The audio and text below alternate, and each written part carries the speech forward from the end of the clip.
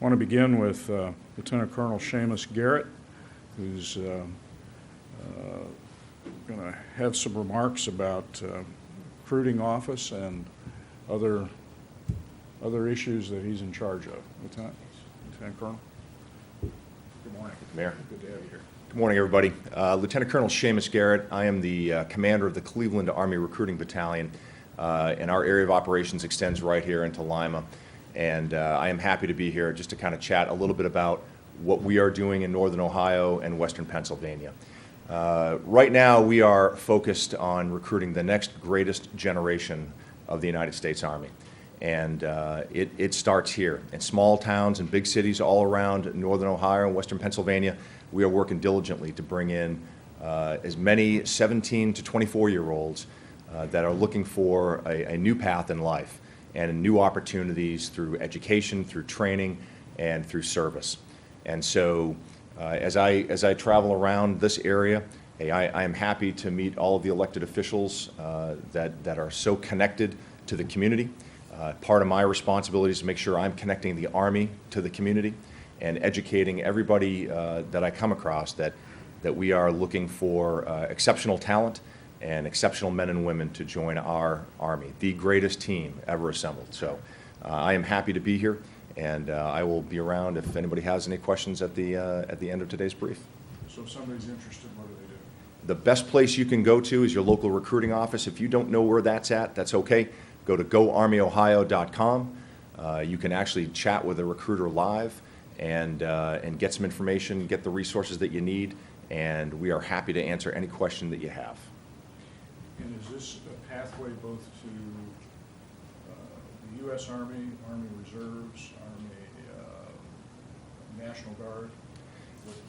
Those are different pathways, right? Absolutely, sir. So really what we're focused on is the active component, the active Army, and the Army Reserve. So we have part-time jobs, we have full-time jobs.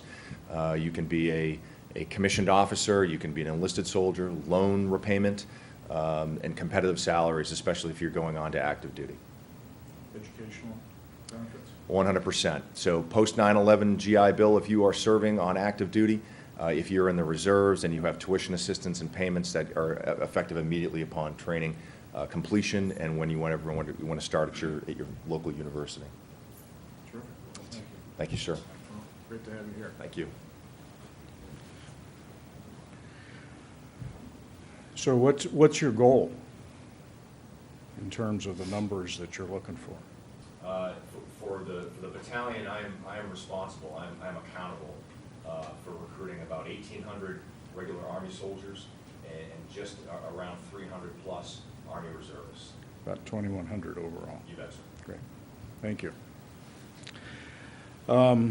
Also this morning, Terry Averish is here from the Lima Family YMCA with a set of announcements. Good morning. Good morning. Thanks for having us. I brought Sarah, our Youth and Teen Development Director, that's going to talk about a couple programs too. But first I want to just let you know that we have Youth Basketball League starting up. Registration is going on now through December 2nd. Youth Basketball League is for 1st and 2nd grade boys and girls, 3rd and 4th grade boys and girls, and then we have 5th and 6th grade boys and 7th and 8th grade boys.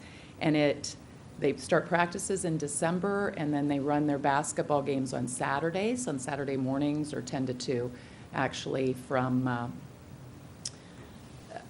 January and February and into March, depending on the weather, if we have any cancellations. So it is $25 for members and $50 for non-members. And with the Y basketball leagues, they don't sit the bench too much. Everybody gets their equal chance to play. So it's a great program. We also have a kindergarten to 1st grade skill development program that's starting next Saturday if somebody has some younger kids that are interested in basketball, and that starts next Saturday.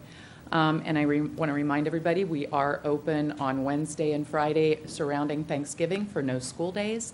So if parents need a place to put their kids to have swimming and crafts and fun and just wear them out for that day, we are open from 9 to 4. It's $15 for members and $20 for non-members, and that's for kindergarten through like 6th grade for those kids that want to come. And then we also have a Black Friday sale going on actually the 23rd to the 26th. So the 26th is just a Cyber Monday. For every $50 in gift certificates someone gets, they get $20 in Y-Cash.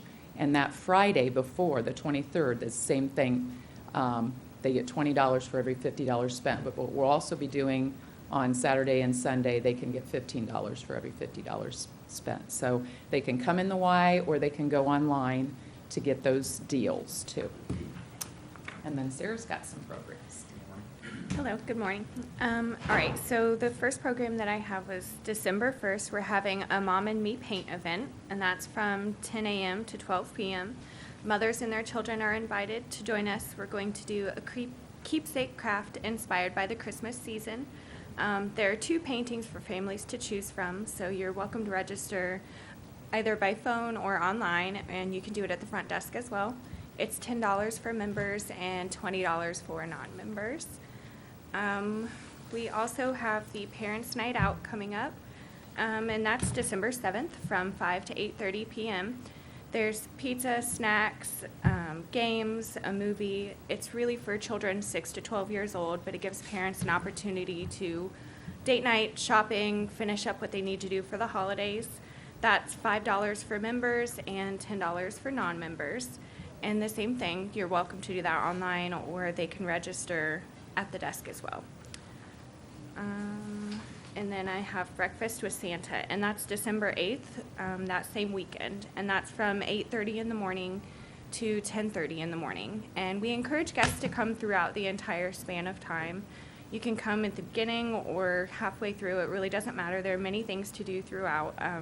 We'll have pancakes, sausage, and eggs, and Santa will be there. We'll have photographs with Santa, and then you'll have the opportunity to just play games and do crafts. It is $4 for non-members and $2 for members, and that's the same for registration. You can do that at the desk, or you can do it online as well. Thank you. Very good, thank you.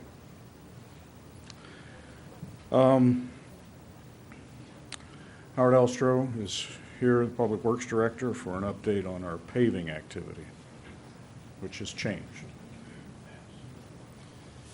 Thank you, Mayor. What we've seen in this part of Ohio is an unusually cold fall. And what does not work in cold conditions is the application of hot mix asphalt. So we are here to announce today that our asphalt resurfacing program for this year, half of it is being deferred to the spring. We did accomplish what we set out to do with about half the streets we had earmarked for resurfacing this year. The other half of the projects we are going to defer because of the cold weather. When you apply asphalt, the requirement is that it must be 40 degrees and rising, and in the last couple of weeks we've seen temperatures drop down to 25. This morning we saw 19 degrees.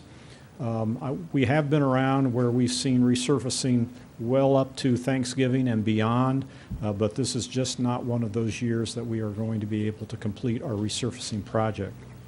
So for those residents in the area of Boyer, between Edwards and the railroad, South Elizabeth Street, Kibbe to the Ottawa River, Holly Street, Kibbe to the railroad, Norville Avenue, 10th to 4th, Florence, 2nd to the dead end, and South Sugar Railroad to East Kibbe, and South Sugar Street from East 4th to the railroad. We haven't forgotten you. We know those streets do need to be resurfaced, and you can look forward to the crews moving in and taking care of that probably in April. Usually the asphalt plant, and again, weather permitting, will open about mid-April. And then you will see crews in your neighborhoods, and we will make new announcements as we get closer to those times, and you will see postings on your street that you need to move your cars off and do not park on those streets while resurfacing occurs. So our apologies, but for the integrity of the streets, this is really the best move that we can take with the asphalt program. Thank you. There is good news on the railroad crossing on Kibbe. There is. Kibbe Street is going to be closed the 14th and 15th of this week, I believe, at Kibbe Street and the I&O. That is a crossing that the railroad has put us on notice that they intend to reconstruct that crossing so that we will have a smooth ride the rest of this winter. They have had materials on site for about a month and a half, but unfortunately with their other construction projects have not been able to complete that, but they believe they can get that accomplished yet this week. So thank you. Okay, thank you. Sergeant Hiller? Who's the victim this morning? Officer Miracle? Officer Knopf? Good morning. Good morning, sir. The Lima Police Department is going to be having a coffee with a cop this Saturday, November 17th, 2018. It will be from 11 a.m. to 1 p.m. at Fresh and Faded Barbershop, 227 South Main Street. We look forward to members of the community coming out, just having a good conversation, talk about any concerns they may have in the area, and we just look forward to as many people as we can getting out there. Big B Coffee is going to be providing the coffee for us, so it's going to be a good time. Donuts? No donuts. Unless you want to bring us some. We're good with that. How is it that you can have a coffee with a cop and not have Well, we can sneak one here and there, Mayor. donuts? All right, very good. We'll Thank you, look sir. forward to We it. appreciate it. Thank Yeah, you. Thank you. And lastly, Sharita Smith, Chief of Staff for the city, has an update, an announcement regarding our website. We're in the process of redesign, and it will go live sometime soon. Thank you, Mayor. Good morning, everyone. Earlier this year, we announced the redesign of the city's website, and I'm here to announce that on Monday, November 19th, that new website redesign will go live. We're excited to reveal the new website. We've had an internal cross-departmental team working on this website, which was led by myself and Gary Worse, who's over our data services group. And we have made the site more mobile-friendly. We've taken a look at the website analytics to make those features and pages that our citizens most visit more visible. The new website is also ADA compliant, and it will feature just more ways for the citizens to interact with the city. So check us out as we go live Monday, November 19th, and let us know any comments or suggestions or any other things you'd like to see on the website. Thank you. Thank you, Sharita. The website, the traffic, when you look at the data, much of the traffic that happens with the website is either in the courts or often with utilities. So we're expecting, as we add a variety of payment options, application options, forms, that will be increasing customer activity on the site. And as Sharita mentioned, the ADA compliance is now a rule. There's no voluntary action here. This is now a requirement, and so all public websites have to comply, and we're in the process of doing that. So it will be, I think it'll have a number of features that will assist those that have some handicap in being able to read it better. It's more legible, also is easier to navigate. So we're looking forward to how the public reacts to it and begins to actually utilize it for meeting their own needs of interacting with various city departments. So I believe that's all that we have for today, so we'll break down for interviews. Thank you.